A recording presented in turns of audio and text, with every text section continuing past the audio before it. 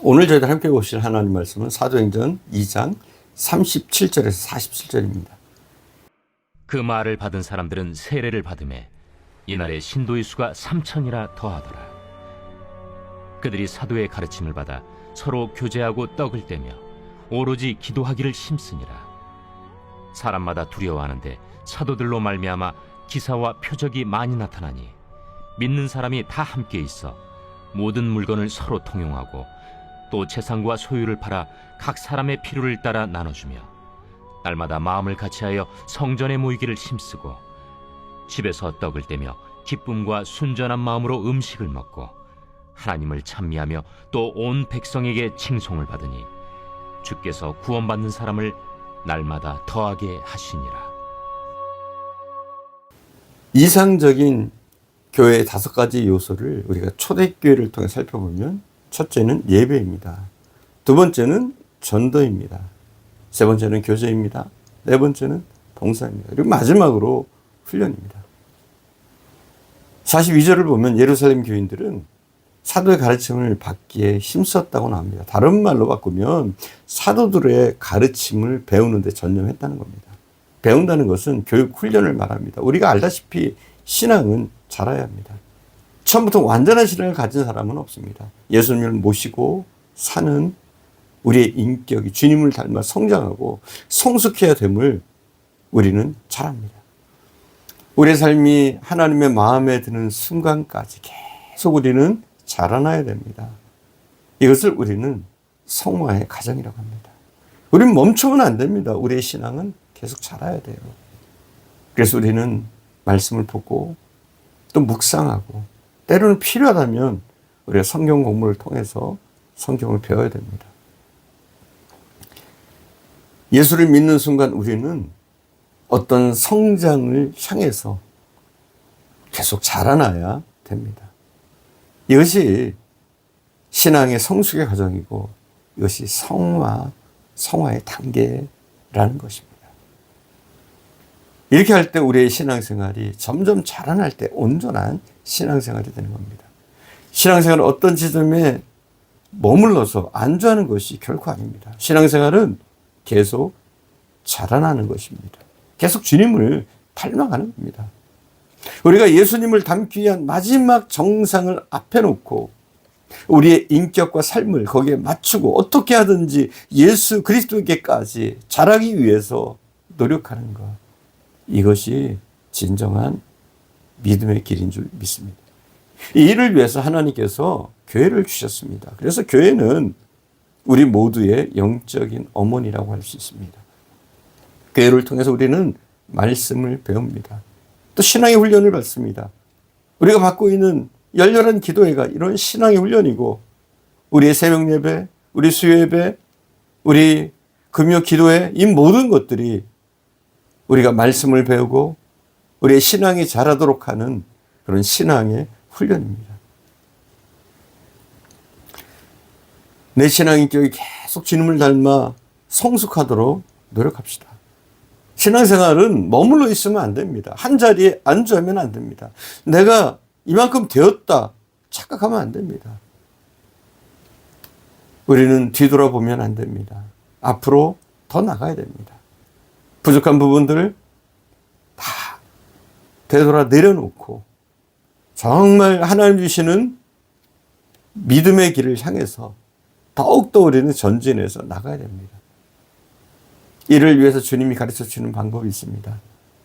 내가 너에게 분부한 모든 것을 가르쳐 지키게 하라. 지킬 때까지 우리는 말씀을 배우는 겁니다. 우리는 단순히 말씀을 듣고 은혜 받고 이걸로 끝나는 것이 아니라 우리가 말씀을 우리의 삶 가운데 적용하고 지키는 것. 이렇게 할 때 우리는 말씀을 통해서 내 인격이 성장하고 내 신앙이 자라나는 겁니다. 이것이 신앙생활입니다. 그러므로 배우고 훈련한다는 것은 신앙생활에서 빼놓을 수 없는 것입니다. 우리의 정상이 누굽니까? 우리의 목표 지점이 어딥니까? 바로 예수 그리스도입니다. 그분처럼 우리의 인격이 변하고 그분처럼 우리가 원하는 것이 동일해지고 세상에서 그분을 향해서 계속 배우고 훈련받고 노력하면서 천국 문까지 가는 겁니다. 꽤 오랜 시간이 흘렀지만 피아니스트 백건호 씨와 그의 부인이면서 전에 유명한 영화배우기 했던 윤정희 씨 부부가 한국에 왔을 때 기자와 나눈 대담 내용을 제가 읽은 일이 있었습니다. 백건호 씨는 자타가 공인하는 세계적인 피아니스트였습니다. 나이도 60이 넘었는데 그럼에도 불구하고 아주 완숙한 자리에 능숙한 피아니스트로 자리매김했던 사람입니다. 그런데 자기 남편에 대해서 윤정희 씨가 이렇게 말하는 것이었습니다.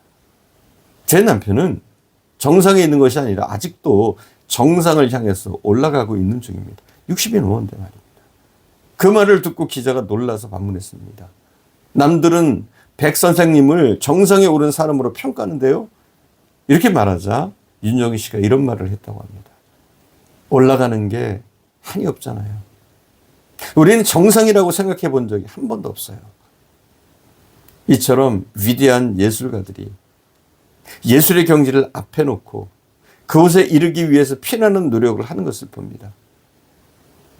이 백건호 씨는 아침부터 저녁까지 틈만 나면 연습을 쉬지 않는다고 합니다. 그렇게까지 하지 않아도 될 만큼 레퍼토리도 충분하고 실력도 충분한데 집요하게 노력합니다. 이렇게 노력하는 이유가 무엇입니까? 자기가 설정한 정상이 있기 때문입니다. 그 정상을 향해서 최선의 노력을 다하는 겁니다. 그러므로 그 피아노의 스피릿이 살아있는 것입니다. 그는 앞으로도 4, 5년 동안 연주해야 될 스케줄이 꽉 차 있을 정도로 아직까지도 여전히 유명한 피아니스트입니다. 예술의 경지를 추구하는 사람도 이런데 하물며 예수 믿고 하나님의 자녀가 된 영광스러운 신분에 있는 우리가 예수 그리스도를 닮아가는 일에 게을리할 수 있습니까? 여러분 가운데 성경 좀 배워야겠는데 훈련 좀 받아야 되겠는데 지금껏 시간도 내지 못했구나. 지금까지 이런 부분에서 투자를 못했구나 하는 분이 있다면 여러분 지체하지 마시고 이제부터 늦지 않았으니까 지금부터라도 여러분 시작할 수 있기를 바랍니다. 여러분 우리는 성숙을 위해서 힘써야 됩니다. 성숙을 향해서 나가야 됩니다. 멈춰서는 안 됩니다. 우리의 신앙은 자라나야 됩니다. 우리가 앞서 5가지 살펴보았습니다. 그런데 어느 것 하나만 잘해서는 안 됩니다. 우리는 골고루 다 잘할 수 있어야 됩니다. 우리는 예배에 충실해야 됩니다. 예배 정성을 다해야 됩니다. 우리가 최선을 다해야 됩니다. 예배는 우리의 삶의 가장 중요한 요소입니다. 우리는 예배 중심으로 살아야 되는 겁니다. 두 번째는 전도입니다. 우리가 믿음의 사람이라면 우리는 전도하려고 힘을 써야 됩니다. 잘 안 되지만 힘들지만 그래도 노력하는 그런 모습들이 우리에게는 보여야 되는 줄 믿습니다. 세 번째는 교제입니다. 우리는 예배 드리는 것으로 단순한 나 혼자의 신앙생활로 끝나는 것이 아니라 우리는 함께 손잡고 믿음의 길을 함께 걷는 동역자요 또 형제와 자매인 줄 믿습니다. 네 번째는 봉사입니다. 여러분 믿음의 사람은 봉사하는 것이 너무나도 당연합니다. 먼저는 교회에서 우리가 맡겨진 사명을 따라 봉사합니다. 뿐만 아니라 우리가 세상에서도 남들이 하기 싫어하는 굳은 일도 기쁨으로 해나가는 그런 봉사를 통해서 하나님의 영광을 드러낼 수가 있는 줄 믿습니다. 마지막으로 훈련입니다. 우리는 훈련 받아야 돼요. 즉 자라나야 한다는 거. 멈추면 안 됩니다. 내가 성경을 좀 안다. 내가 은혜를 받았다. 이걸로 끝나는 것이 아니라 예수 그리스도의 충만한 분량에까지 우리가 이르도록 예수님을 나의 목표로 삼고 점점 닮아가는 삶을 우리는 살아가야 될 줄 믿습니다. 이 5가지가 골고루 갖춰질 때 우리는 건강한 신앙인이 될 수 있는 줄 믿습니다. 기도하겠습니다. 사랑하는 주님, 초대교회 같이 우리 교회도 이 5가지 요소를 갖추게 하시고 또 우리들 자신 하나님이 세우신 교회인 우리 자신 한 사람 한 사람도 이렇게 예배하며 또 전도하며 나누며 봉사하며 살아갈 수 있는 저희들 되어줄 수 있도록 은혜를 베풀어 주시기를 원합니다.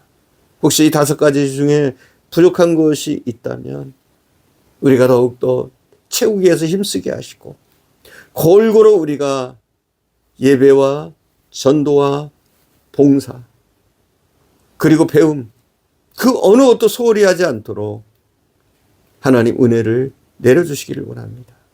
오늘도 함께 하신 주님께 감사드리며 우리 구주 예수님의 이름으로 기도드립니다. 아멘.